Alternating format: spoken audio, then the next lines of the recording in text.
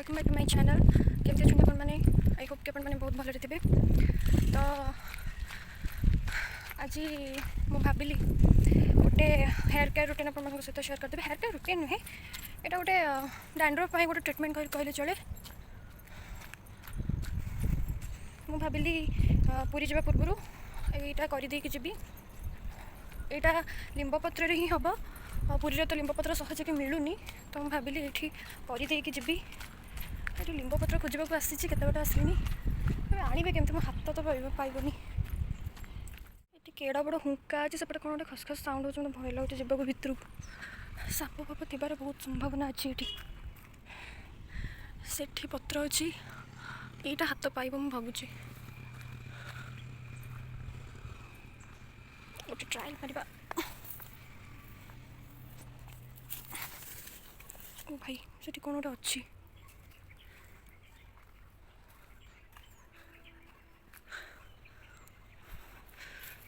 केमी आने मो हाथ भी तो पाऊनी ना सेठी हेलानी। मु भावुची सेपटे गोटे छोट गछ अच्छी, जाऊँगी देखी जब से हाथ न पाला ये छोटे ट्रायल मारिबी। आउ कि अल्प दिन केबे बाबा आसवे ठीक नहीं, तो केबे भी काली परदिन भितर बाबा आसी जाई पारंती, तो मु पूरी पळेबी। पूरी रे तो लिंब पत्र मिलवा बहुत कष्ट, तो ये अच्छी थे करदे जीवी ये जिनसटा कहीं एक्चुअली डैंड्रफ मो मुंडे बहुत बहुत डैंड्रफ करदे जीवी बोली मुझे भावुँ। से तो मिलूनी लिंब पत्र। ये गोटे छोट गछ अच्छी, यहाँ छोट गछ यू किटा नहीं जी छिड़ी जगह जमती है भय लगुच।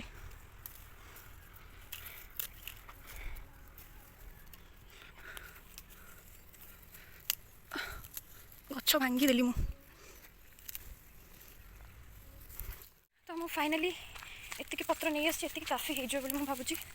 तो चलतु घर को जाकि मुझे देखा केमती यहाँ मुझे बनईबी, केमती चुट्टी अप्लाई करी। चलो देखा। तो ये आप देखिपे ये मुझे बसई देती जी आपण को चुट्टी देखिए जी आपण चुट्टी एनफ हो जाऊ पत्र से पत्र ने पत्र को चाहिए अल्प पानी ने तापर तक फुटापी छाड़ीदे। देखिपे मुझे पत्र को फुटापी छाड़ी पानी रे से पर्यंत फुटेबे जो पर्यंत देखो पानी कलर पूरा नॉर्मल अच्छी। जो पर्यंत पानी कलर पूरा ग्रीन न हो जाए से पर्यंत पानी को फुटेबे। ये देखिपे पानी केते जोरे फुटुची और पानी कलर भी चेंज हो सारी। निहाती एमती ही कलर चेंज पर्यंत एमती ही कलर पर्यंत पानीटा है पर्यंत आपण मैंने फुटेबे। फाइनली एबे हमर लिंब पत्र पानीटा पूरा रेडी हो सारी। फाइनली लिंब पत्र को पानी रे फुटेकी ताकू ठंडा करने पे रखी देछि। तो अबे मु फटाफट जाइए चुट्टा सफा करके आपण मानक सहित देखा होछि। तो अबे मु फाइनली चुट्टी को सफा करके आसी सारी। आ गोटे जिनस चुट्टी को सफा करके एटा चुट्टी अप्लाई करेंगे।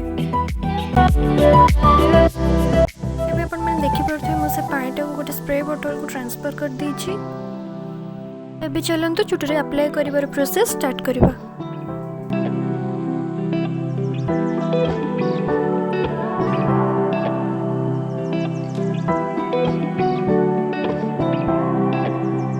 बेसिकली ध्यान देवे हेयर रूट रे ही एटा अप्लाई करबा को, कहीं ना रूट पे ही एटा बेसी दरकार।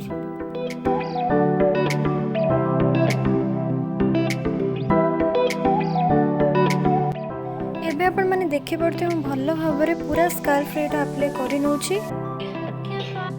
जो लोक मानकर अल्प हेयर अच्छे कि हेयरफॉल होची कि हेयर किसी भी प्रॉब्लम रोची से माने केते टाइप रो मेडिसिन खाउछंती। तो मेडिसिन द्वारा किसी लोकंकर साइड इफेक्ट भी हो जाउछि। तो यही भली किसी होम रेमेडी करी जदि यही सब प्रॉब्लम रो छुटकारा मिली पारुछि तो याठू बड़ा कौन हो पारे। लिंब पत्र व पानी हेयर पे बहुत भल मन जाउछि। लिंब रे vitamin E, vitamin C, linoleic acid, oleic acid भली न्यूट्रिएंट्स मौजूद अच्छी जहाँ हेयर पे बहुत भल बोली प्रूव्ड अछि। एटा डैंड्रफ को काटिबा सहित hair growth and hair fall को कंट्रोल करिबारे भी हेल्पफुल रहइबो।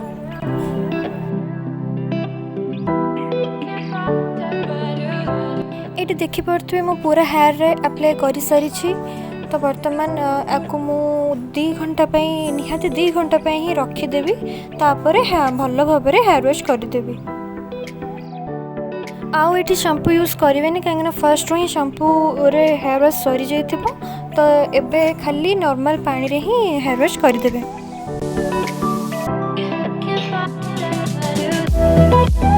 तो ये मो हेयर वाश करके पळे आसी। तो चलो हम देखिबा रिजल्ट कौन आसी।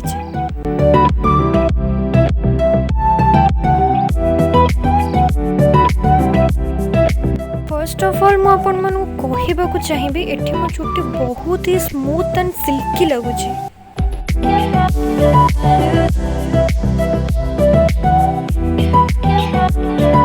आपण माने देखि पड़थिबे चुट्टी रे केते सुंदर शाइनिंग भी आसुची।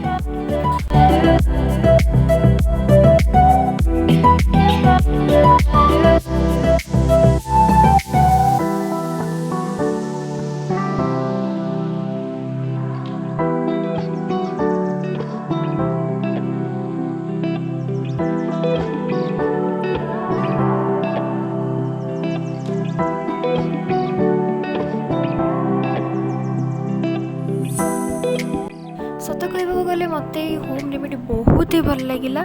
देखिपे रिजल्ट रु एंड आपण मानू जदि भल लगी था तो लाइक शेयर एंड सब्सक्राइब करने को जमा भी भूलें। तो देखा नेक्स्ट वीडियो रे। बाय।